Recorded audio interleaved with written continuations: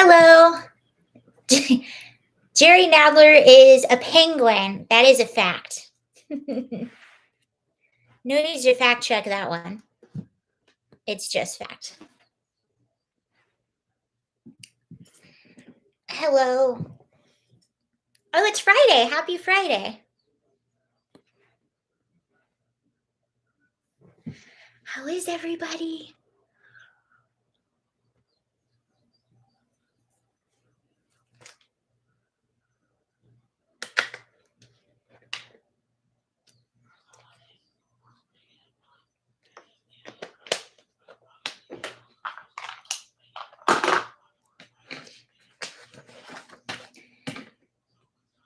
Happy early end of the workday. Oh, yeah. I forget people have normal schedules. I haven't had a normal schedule in years, and I forget. I really do. I last night we had really bad thunderstorms. I did a live last night. I think it started time for a beer. I like that. I think it started after my live last night, the thunderstorm. It was pretty bad. We've had a few of those recently, but I don't mind them. I'm used to California where we would never get storms. You would almost get sad because the weather was so nice in California and it never changed. I know that sounds weird, but you won't experience that unless you live there. But you have the same weather every single day. After a while, it starts to feel like Groundhog Day. So I always welcomed the rain very much. Hi, Betty. Evening thunderstorms are the best. Yes, I haven't been to Florida in years, but that was always my favorite part of Florida. They would always have afternoon. Evening thunderstorms are really good. Also, afternoon thunderstorms are good. And theirs were perfect because it would thunderstorm for maybe like 20, 30 minutes and then it would stop and the sun would come back out.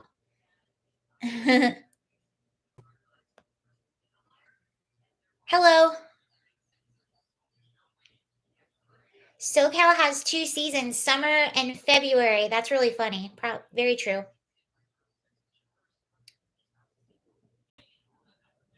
Hello. Good Friday. When is Father's Day? That must be when is Father's Day? That's not this Sunday, is it? I was going to identify as a father on Father's Day and collect gifts. The 19th. Okay, good. It's not this Sunday. 21st? Someone said the 19th. Is it the 19th or the 21st?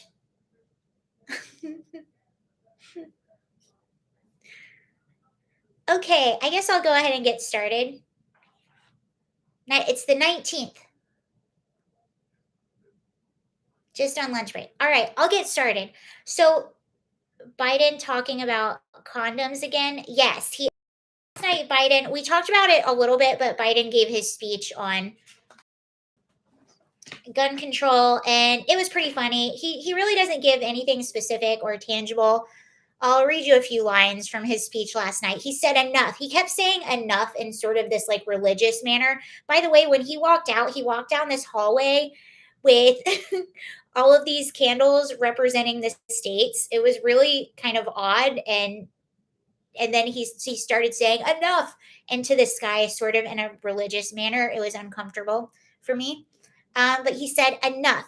We should limit how many rounds a weapon can hold. Why in God's name should an ordinary citizen be able to purchase an assault weapon that holds 30-round magazines that let mass shooters fire hundreds of bullets in a matter of minutes? He then went on to say, I want to be very clear. This is not about taking away anyone's guns. It's not about vilifying gun owners. In fact, we believe we should be treating responsible gun owners as an example of how every gun owner should behave. I respect the culture and tradition. So they talk about banning assault weapons. He also goes into talk about raising the age that you can buy a gun to 21, which, okay, let's raise it to 21, but are we also going to raise the voting age to 21? Are we also going to raise the age that you can enter the military to 21? Let's talk about that. But my theory is, first of all, none of this stuff is going to, and then he puts it on Congress and the Senate to be able to pass. He was like, we need them to act, and we need at least 10 Republican senators to vote for these things, which these are never, what he is proposing is never going to pass. I don't think it's about that at all. It's political. It's, the midterms are coming up, and this is not, let's not waste a good crisis and, you know, talk about how dangerous this is and then make it seem like Republicans are the ones who are not going to pass these things. And that way you don't vote Republicans, vote Democrat, and yay, we win. That's what this is all about. This is never going to pass. And by the way, he's putting it on Republicans, but I guarantee you, if it goes to the Senate, Joe Manchin, Kristen Sinema will never vote for this. None of this stuff that he's proposing is going to pass. It shouldn't pass, and it's just political pandering right before the midterms. Another way to make Republicans look bad. He also went on to say this, which I actually didn't know, but I looked up. So he said that more children are killed by guns than any other thing in the United States. And I thought to myself, wow, I actually didn't know that. So I looked it up, and that is in fact true. So as of 2020, before 2020, car accidents were the biggest killer of kids in the United States. After 2020, it was firearms that have killed more children. But here's what's interesting, and this is how you know what he's saying is completely hollow and he actually doesn't care. Republicans have been talking about children and being killed by guns for a very long time. The children that die in Chicago all the time just playing on their front yards. Sequoia Turner, who was killed by a firearm in the Black Lives Matter protests in the summer of 2020, July 4th, the 4th of July in Atlanta, where they were protesting Rayshard Brooks. She was killed by gunfire at the hands of another protester. Not one Democrat, Republican, or not one Democrat came out and talked about the fact that she was killed. They never said, hey guys, children are getting hurt. We need to calm down. We need to be peaceful. They never said that. They just egged on the protest and kept it going. So when they sit there and say that they care about kids, and if you don't want to pass what they want to pass in Congress, then you don't care about kids, they are full of absolute crap. And what they also won't mention is that in 2020, under the Trump administration, they launched Operation Legend. Operation Legend was put together by the Trump admin after Legend Taliaferro. He was 4 years old, lived in Kansas City, and he was shot and killed while he was asleep in his bed in his apartment complex by a gun that actually came through the wall of the apartment. So they launched Operation Legend. It was crossfire. I believe it was a drive-by shooting, and he caught a stray bullet. And he actually, and it's really interesting too, because Breonna Taylor was the talk of everything. And the talking point with Breonna Taylor was that she was asleep in her bed, which in fact she wasn't. She was standing up in the hallway. But everyone was talking about Breonna Taylor. And that summer, that actually did happen to Legend, a 4-year-old, while he was asleep in his bed in his apartment, and nobody talked about it. But the Trump admin did launch Operation Legend, and I believe it launched for a few months. They got more than 2,000 people were arrested. 147 were homicide suspects. They got 544 firearms off the street, so illegal firearms, a lot of firearms that these gangs and people that do drive-by shootings use to hurt little kids. 544 off the streets. 7 kilos of fentanyl they got off the streets. 14 kilos of heroin they got off the streets. 12 kilos of cocaine they got off the streets. 50 kilos of methamphetamine they got off the streets. Of the 2,000 arrested, 476 have been charged with federal offenses, most related to firearms or drugs. So that's what the Trump administration did during the summer of 2020 that nobody talked about. Not one Democrat politician ever commended them for this or said this was a good thing. They didn't care about kids when it wasn't politically convenient for them. But now, when it is politically convenient for them, they do care about kids. Who did they care about in 2020? They cared about grown adults who were resisting arrest and who unfortunately are no longer with us. That's who they cared about. That's who the talking points are. But all the kids that were hurt and that were killed during all of this, they didn't care about. All the kids in Chicago who are gunned down, playing in their front yards, doing very innocent things, they don't care about any of those kids. They won't talk about any of those kids. And they won't talk about the fact that they are still advocating for taking police out of those neighborhoods. If you joined the live stream last night, the governor, Gavin Newsom of California, actually put together in 2020 a reparations task force that spent 2 years developing a 500-page report on how California would divvy out reparations for people who are the descendant of slavery. One of the things that was on this report was to take more police out of high crime, low income areas, to further victimize any of the innocent people, mostly kids, mostly elderly, mostly single moms trying to raise kids, keeping them out of trouble, which will further embolden criminals, further victimize those individuals. So you see how it works. We care about people when it's politically convenient, and that's the only time we care about them. Other than that, we'll just brush it under the rug. And that's what they do, and that's how they work. Here's another example. Los Angeles. 90% of homicide victims are Black and Hispanic men. This is another example of how they always favor and endorse policies that hurt the very people that they say they care about, whether it's kids or they say it's Black men. 90% of homicide victims in Los Angeles are Black and Hispanic men. After they defunded the police in 2020 by $150 million, after the same group of people endorsed George Gascon, the DA, homicides went at a 15-year high. Who do you think the majority of those victims are? Just common sense. I don't think you have to be an expert to figure out who the majority of those victims are. So just example after example of how they in fact don't care about the people they say they care about. It's all political pandering. They either push policies that actively hurt the people they say they care about, or they only care about the people they say they care about when it's politically convenient. And here is just another example of the pure hypocrisy. So Ayanna Pressley,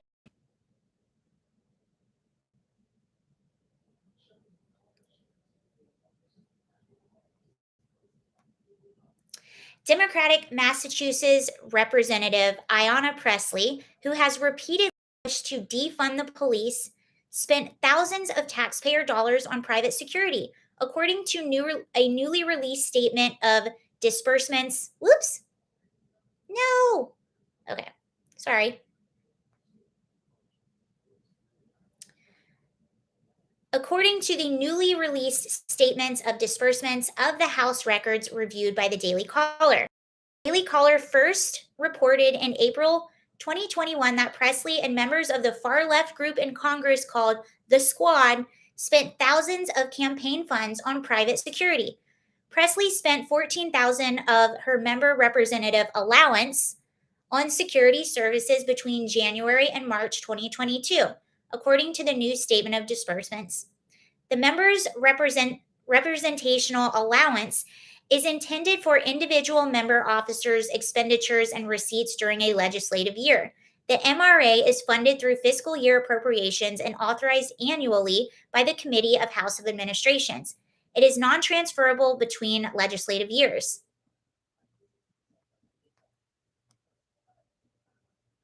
And I don't think there's anything wrong with a member of Congress or any public political figure spending money on security. I don't think there's anything wrong with that. You should be able to spend money on security. You are a politician, you're a public figure. I am totally okay with you spending money on security, but when you're actively going out and say we need to defund the police, which is the protection for regular people, and then you are walking around with armed security, when you're actively going out and saying we need more control over 2A, we need more gun control, but you are being guarded by people that are armed.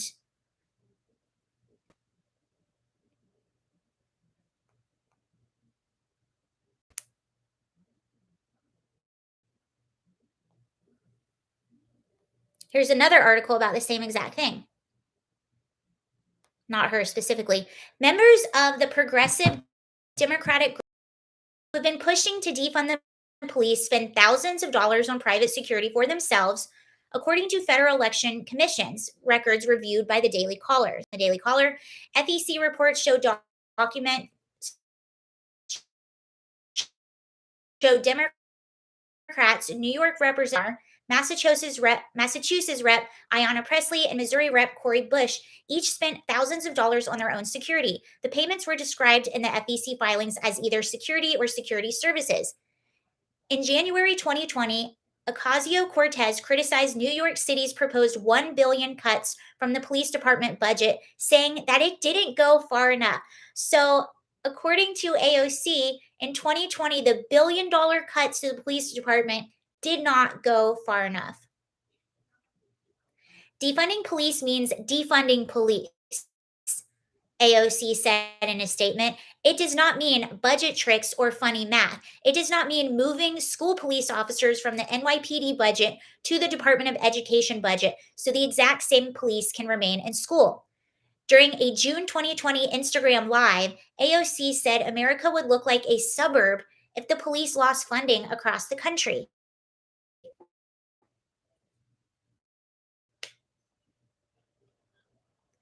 She said affluent white communities already live in a world where they choose to fund youth, health, housing, and more than they fund police.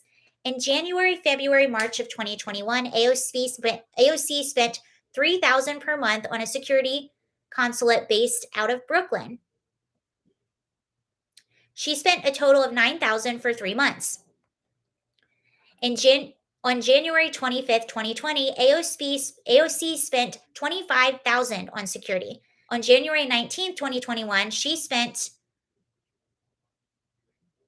over 4,000 on security services.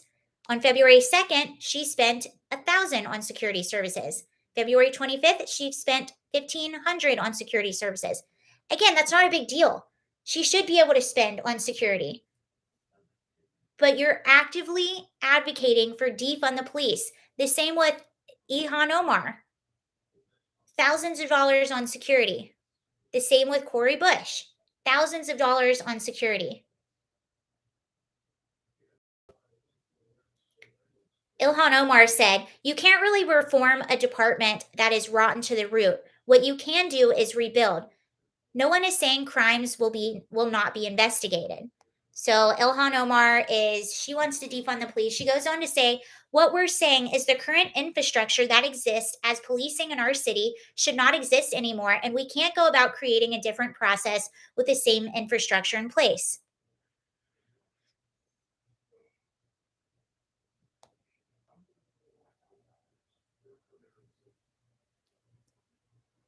In June 2020 interview with Time magazine, Ayanna Pressley said she supports efforts to defund the departments, saying that it's about the investment in our communities, which have historically been divested from. Well, okay, so she says that these communities have historically been divested from. Well, what happens when you don't have police funding, when people aren't being held accountable for their crimes? What happens? What happened in San Francisco? Stores start pulling out. If police aren't there patrolling, if people aren't getting arrested for their crimes, stores and businesses will start pulling out of those areas. So you're talking about investing in these areas. What are you investing in? If no one's being held accountable for everything and there's just a free for all, stores and businesses will pull out because they can't afford to continuously get robbed and they can't afford their own private security. which is what people end up having to do. When police pull out, people end up having to hire private security. And I'm sorry, I don't trust anyone that wants to take protection away from regular people yet have armed security themselves. I understand why they have armed security, but they should also understand why people don't want to defund the police. And if you go to any of these high crime, low income areas and you say, "Do you want to defund the police?" They'll say, "Are you crazy?"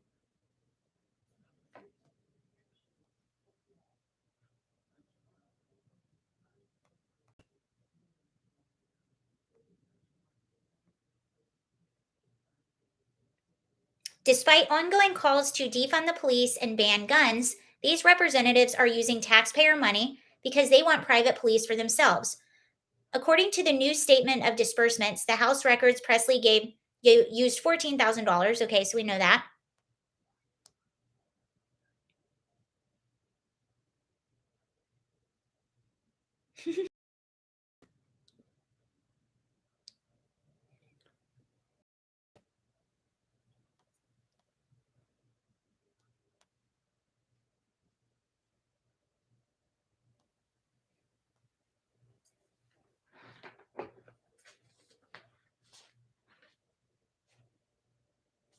So there's that.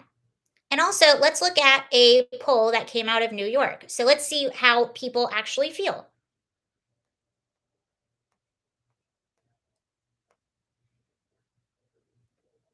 So this is from Christopher Rufo, and it says the BLM narrative collapse. New York City voters now believe that crime is a more urgent concern than racial inequality. So this was a poll done by voters in New York City to ask what their top priorities are when it comes to the polls and what they're most concerned about. 6% said inflation, 2% said unemployment, 12% said homeless, 2% said climate change, 2% said healthcare, 4% said racial inequality, 3% said schools, 15% said affordable housing, 49% said crime.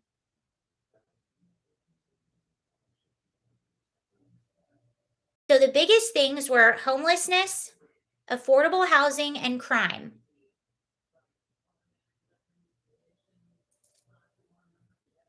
And you could even put 6% said inflation.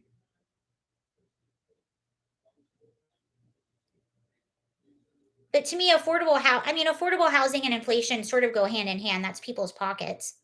Crime is the number one thing that people in New York City are concerned about. And then you have idiots talking about defund the police. Still.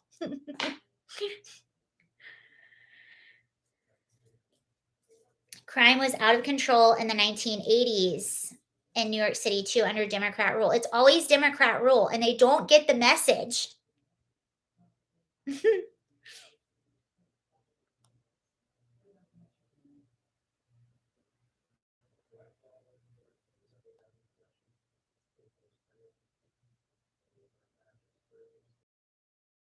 How many letters are they going to add to LGBTQ confused?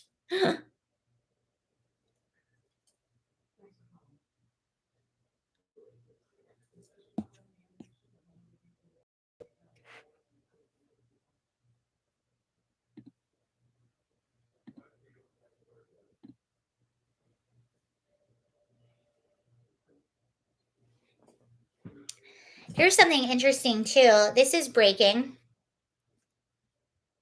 So it says a grand jury indicted former Trump White House advisor Peter Navarro on Friday on 2 counts of contempt of Congress for refusing to cooperate with the House committee investigating the January 6th riot at the U.S. Capitol. One count charged that Navarro failed to appear for a deposition by the committee. The other charge is related to his alleged failure to produce documents requested under a subpoena by the House committee, according to the DOJ. Each count carries a penalty of up to 1 year in prison and $100,000 fine. The committee subpoenaed Navarro in February for documents and a deposition based on the committee's belief that he possessed information relevant to the committee's investigation. Navarro reportedly worked with Steve Bannon and others to develop and implement a plan to delay Congress's certification of and ultimately change the outcome of the 2020 presidential election. Navarro is expected to appear in court at Friday, 2:30 p.m. in Washington. Oh, is that today? We'll have to watch that.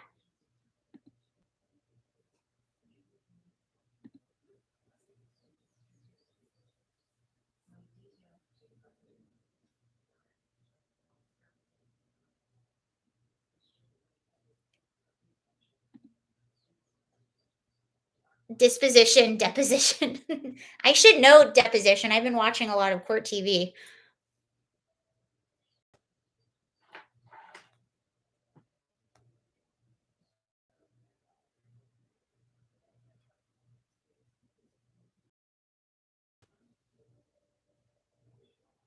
The determine the verdicts are already determined by the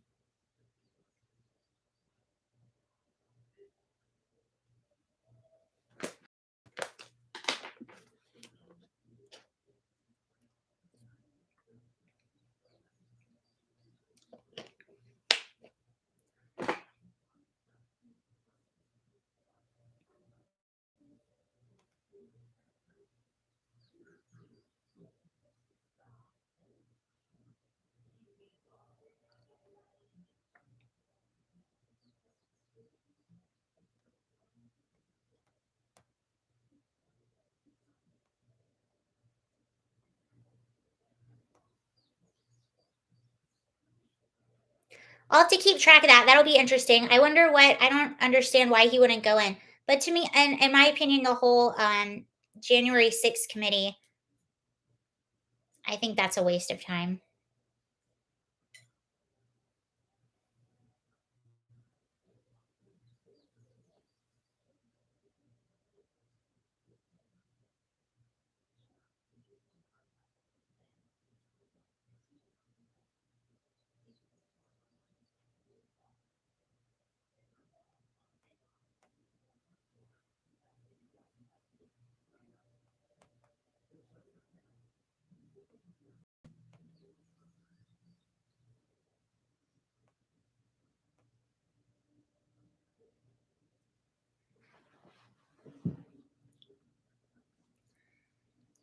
Navarro should blame Nancy and his appearance.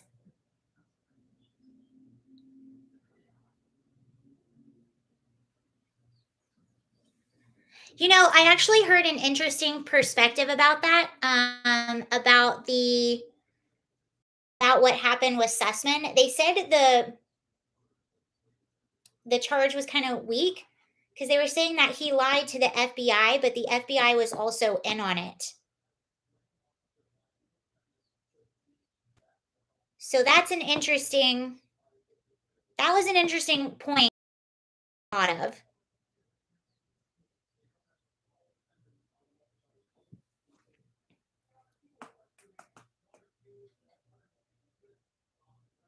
Washington Train.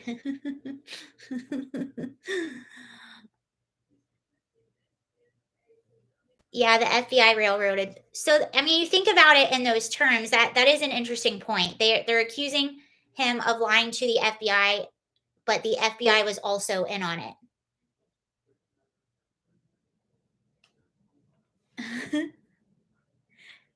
Anyway, I wanted to pivot to something funny. It's actually not funny, it's quite disturbing. Pizza Hut.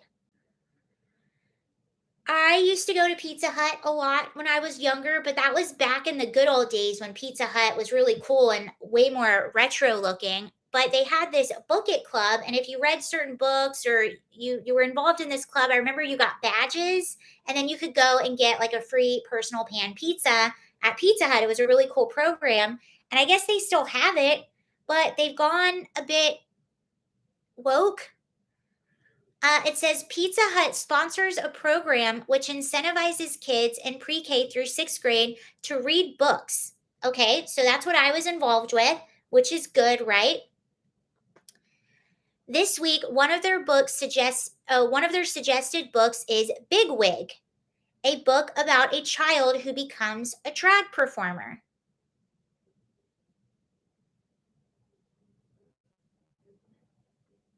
So they did this. They said, this is their email that went out. Hello there. This June, we are celebrating Pride Diversity of the LGBTQ plus community. And this is their one of their books is Bigwig. Description: when a child dresses in drag. Oh geez, the monster is here. Let me go get her. Hold on. Eva, come on. Now you have to say hello to everybody. No, you have to say hello. If you're going to knock on the door and interrupt, you have to say hi.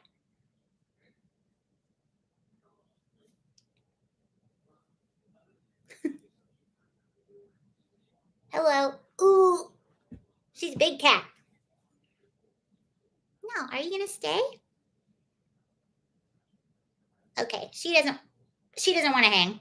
Get down. Okay.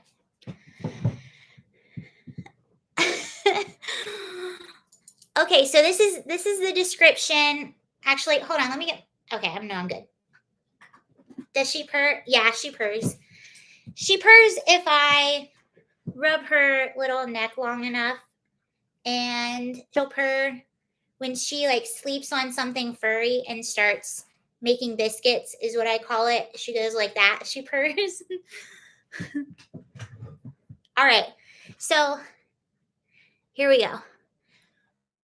This is the description of the book that's for pre through sixth grade kids. When a child dresses in drag to compete in a neighborhood costume competition, he becomes BB Bedazzle. Okay. A key part of BB Bedazzle's ensemble is a wig called Wig. Together, they are an unstoppable drag queen team, but Wig feels inadequate compared to the other bigger wigs. When Wig flies off, when the wig flies off of BB's head, she goes from kid to kid, instilling confidence and inspiring dreams who wear her. Okay. Is it a boy? A little, yeah. Is it a boy?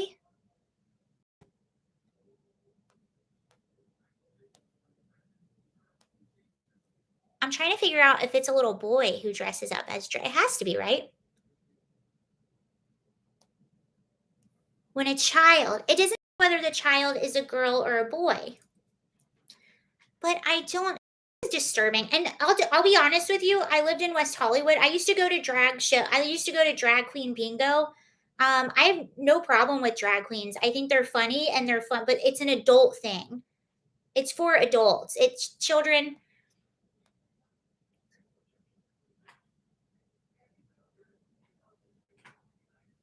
Someone says the more people become aware of this, the likelihood will skyrocket that someone will indeed out Pizza the Hut.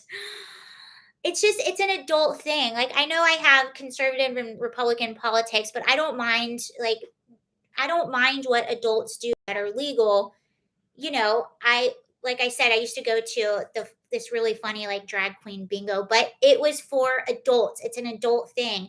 And I've seen time after time, whether it's the drag queen story hour or you'll see these videos come out on libs of TikTok of people doing like after school like programs where they'll bring in like a drag show for kids and the kids are giving them dollar bills. That is so highly inappropriate and uncomfortable. Let's see what other people are saying. So someone said, I'm generally curious, as someone who knows what a drag queen is, why does everyone hate them but not like actors or models or clowns or magicians? Drag queens are just a performance art, right? They're an adult performance art. Let's see how people responded.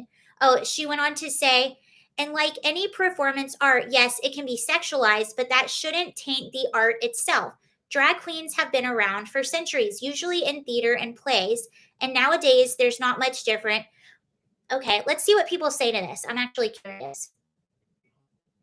So she invited to burlesque shows. No, I have burlesque danced before. No, they should be invited to burlesque shows. It has nothing to do with being for or against the performance. Exactly. It's about the performance shouldn't be in front of kids at an assembly. Okay. The person went on to say drag isn't sexualized at all. Most of the performer just dancing and lip syncing. See what people said. Don't hate drag at all. As an adult, enjoy it. I'm not a. It's not a kid appropriate activity. There are a lot of movies that I don't think kids should be in either, and I question the wisdom of the parents allowing them to accept this.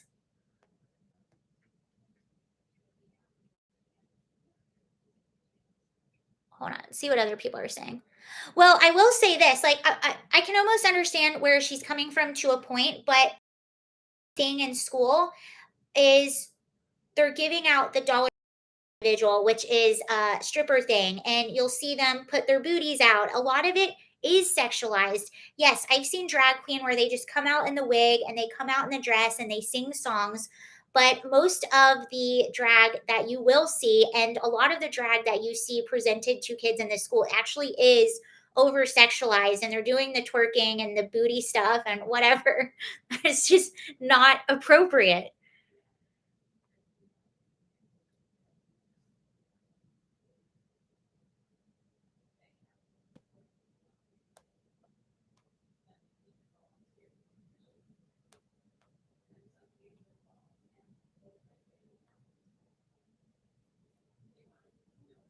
Someone said, I did the Pizza Hut Book It program in the 90s. My kids do it now.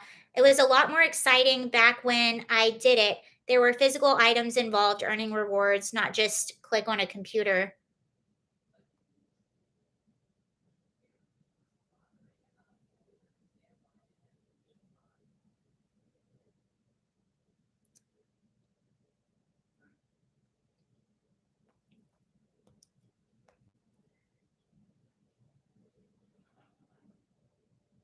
I'm trying to figure out. Yes, so it's a little boy too. So a little boy that wants to be in drag and be a princess. I don't know. That's interesting. How do you guys feel about it? I'll show you the pictures in the book.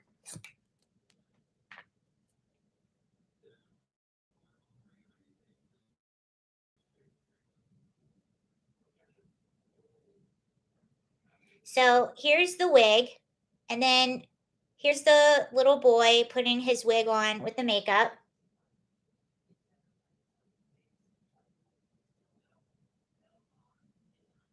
There's a little boy with his family. He's all dressed up. Then he takes the stage.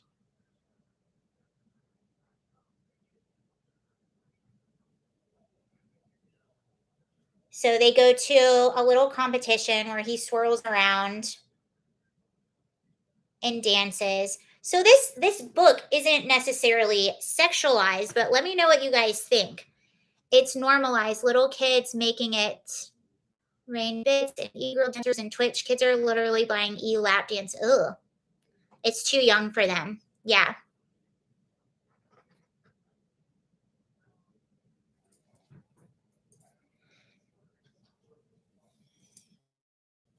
But I wonder too at what point. Okay, so this book in particular wasn't, this drag person isn't necessarily sexualized, but I don't know. Is that confusing?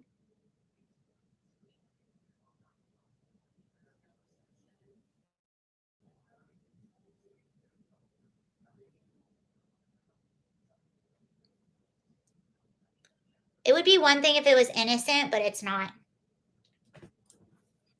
Well, first it's this, and then it's this, and then it's this, and let's normalize a little bit here, and then normalize a little bit more here, and a little bit more here. Blame Mrs. Doubtfire. Mrs. Doubtfire was a great movie and was very appropriate, I thought. That is true. It all started with Mrs. Doubtfire. What about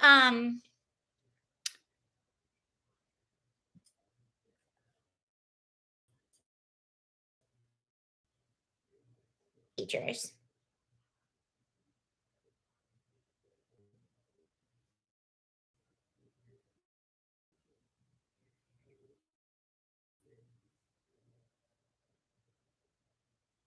Oh, this isn't even libs of TikTok.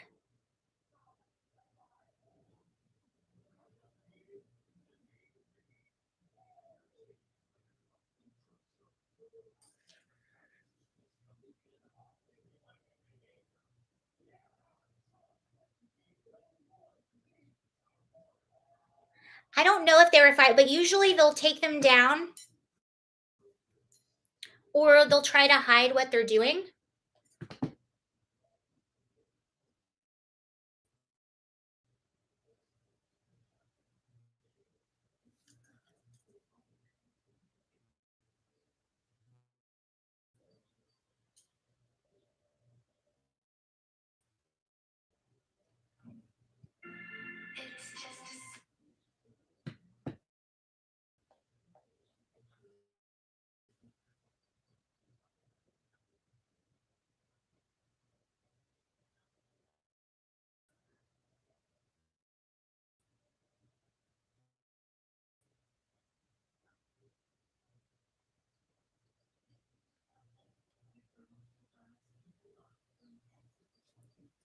Yeah, Mrs. Doubtfire wasn't sexual in any way. And the whole point of that film, I think, was how it was funny that Mrs. Doubtfire was dressing as a woman, or Robin Williams was dressing as a woman. That was the whole like kind of that was what it was. Like, look how silly Robin Williams looks dressed as a woman.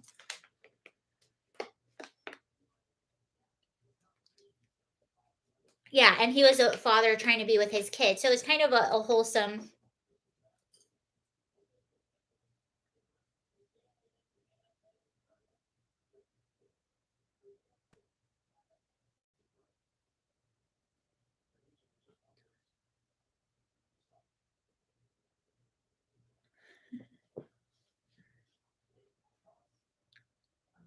Well, that's the movie magic. It's like just put on glasses now and you're a totally different person.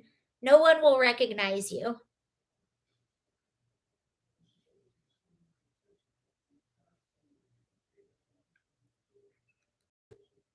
Robin was awesome. I miss him too. And that was a good movie. I was actually looking for a good movie to watch tonight. Maybe that'll be it.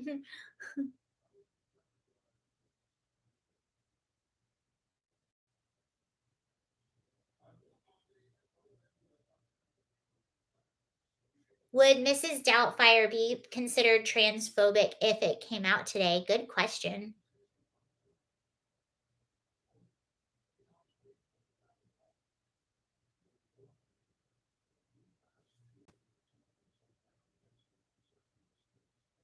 There was a lot. Oh, and they're talking about cross-dressing back in the day. Check out Tootsie. It was a similar idea. I will check that out. I'm always looking because I haven't seen that. I know what you're talking about. I haven't seen the movie though.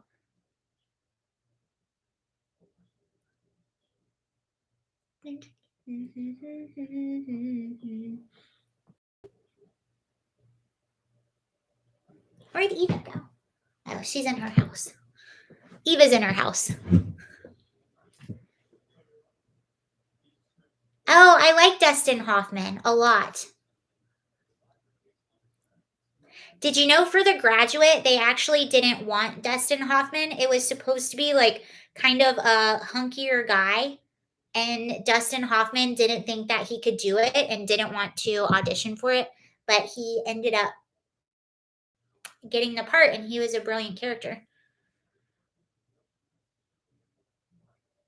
Yeah, I'm not saving. I have the money for the Eva. I have the money for the Eva camera.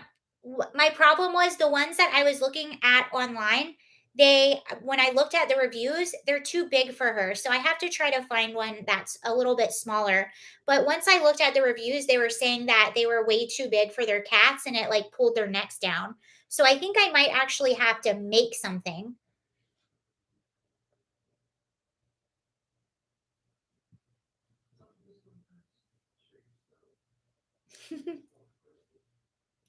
All right, you all. Well, I have to head off just a little bit earlier. Eva Cat Cam, awesome.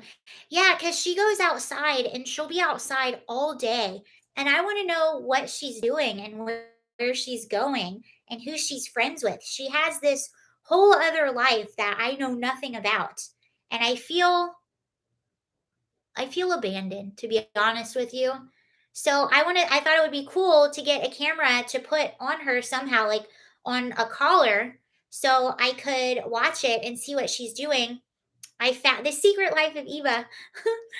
I found it would actually be so cool if I don't even know if that would be possible.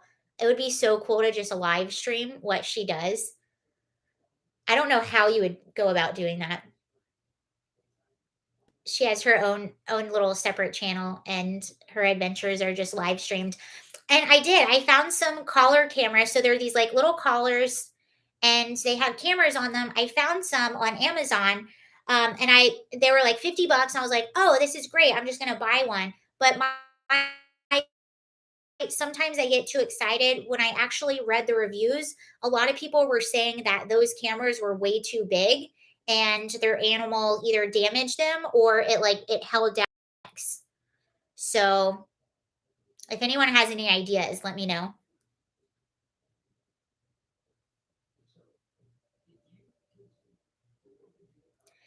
Imagine if I found a second owner.